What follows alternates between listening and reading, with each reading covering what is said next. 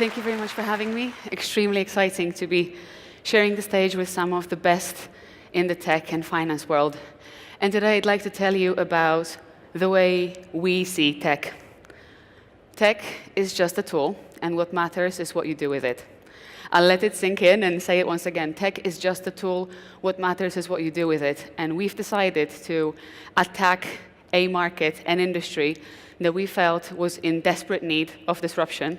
And I want to tell you about what we're doing there and what we think the future of this industry is. I'd like to talk about remittances, something that is called by the United Nations as hidden economy. Probably most of you didn't know that there are 1 billion people in the world who send or receive remittances. That means that 1 in 7 people send or receive remittances. And those are sent by 250 million migrants globally. Just to give you an even bigger understanding of the scale, this is $690 billion that will be sent in remittances in 2016. And this is a staggering number because it's over 3 times the total value of international aid. That's the global international aid. And still remittances are over 3 times this amount. And this is money going from the developed to the developing world, with family members supporting their families to pay rent, pay mortgages, boost the economies, pay for education. Now, this is the really key stat for us. In a world where everything seems to be digital, 90% of all those transactions are still being sent offline. And all of that at a cost that is really not fair to the customer. Currently, globally, the average cost of remittances is 8%. And I mean, admittedly, this has been lowered since 2011, where the average cost was 10%. And Bill Gates gave his really touching speech at the G20 summit and said that if the transactions cost of remittances was cut from the average of 10% to the average of 5%, that would unlock $15 billion in poor countries. Now, what does that mean on an individual level? Well, I am a migrant. I'm Polish. 10 years ago, I was an economic migrant, making money in Dublin, sending money to my mother. And I wanted to send 3,000 euros back to my mom to help the family out. The bank wanted to charge me 10%. The Western Union outlet wanted to charge me 12%. It was cheaper for me to buy a plane ticket, get on that plane, and deliver the money to my mother in person. There are so many people out there who are now having the very same hassle, which is why we want to attack this market and make it much, much better. And we've been doing that with quite a lot of success. And I'll give you some more numbers because I know that crowd. I'm sure you guys are the numbers people. We have 3.8 billion subscriptions, smartphone subscriptions. That means that probably most of you have used your smartphone today. Don't know how many of you have used your laptop. I suspect, as we are at the conference, probably not everybody. 1.6 billion Facebook users in 2016 and over 2 billion social messaging app users.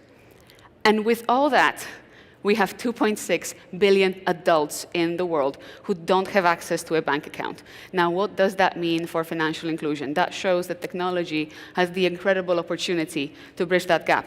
So quickly, let's go through the evolution of money transfers. We have the offline model, brick and mortar. You go to a branch, hand over the cash, the traditional businesses like MoneyGram. Hybrid, these are the bigger guys trying to enter the online space, the way Western Union is trying to do that now. Still, their cost structure remains incredibly high. The whole underlying plumbing that makes their business operate is based on a very high cost structure. They're not digitally native, exceptions remain high. So there were other guys, not just us, who are trying to look at this. Zoom being a fantastic example in the US. They sold last year to PayPal for $1 billion. They mostly focused on sending money to bank deposits. Now, again, to the point that I made earlier, 2.6 billion adults who don't have access to a bank account, that didn't entirely solve that problem. But they already managed to lower the exceptions and focus on doing a really great job in specific corridors. Now, what do we think the future is? And today we're here to talk about the future, aren't we? It's the digital 2.0. It's an end-to-end mobile experience for the sender and for the beneficiary. It's payments going instantly. And when you're sending money to support your family, speed is more important than anything else.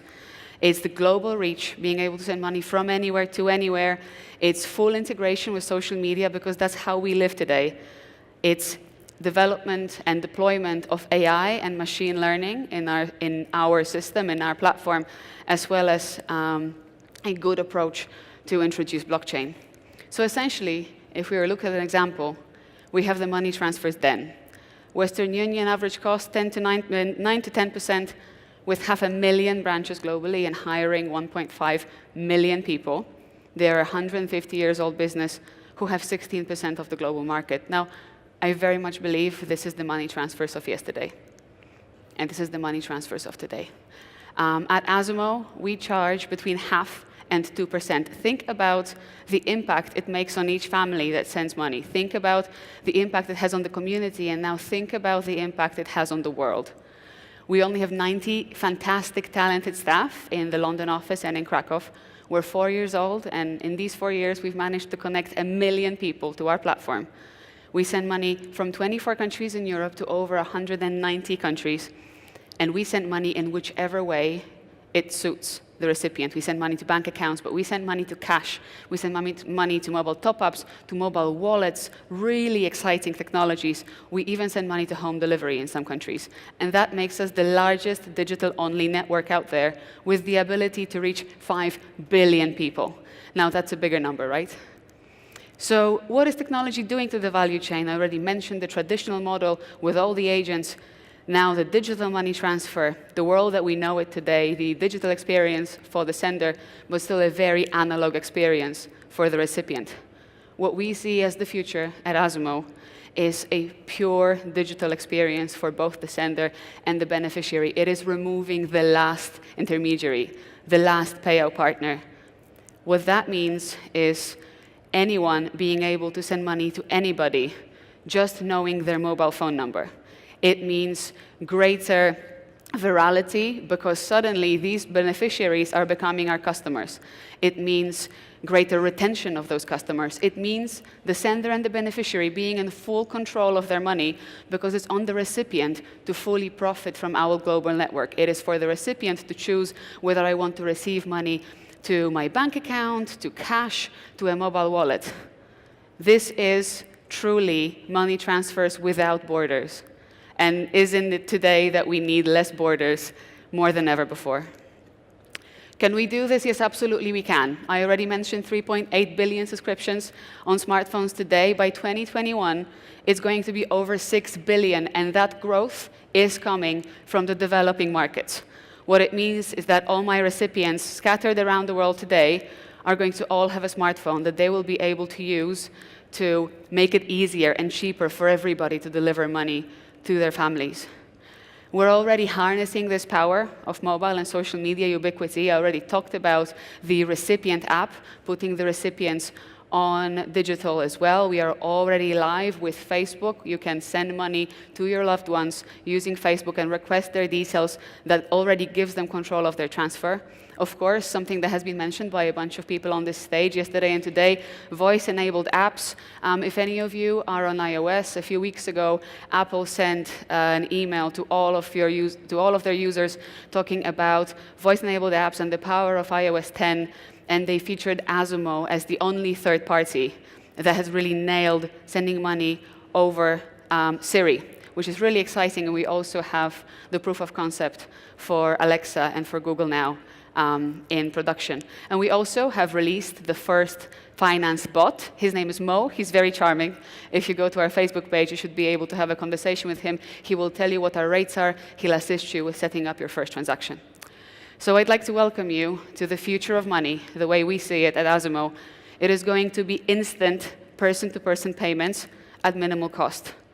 Our smartphones are essentially going to become the bank of the future. All the necessary financial instruments are going to be hidden in your back pocket. It's going to be full deployment of bots to scale customer service and make the experience for the customer much more interactive.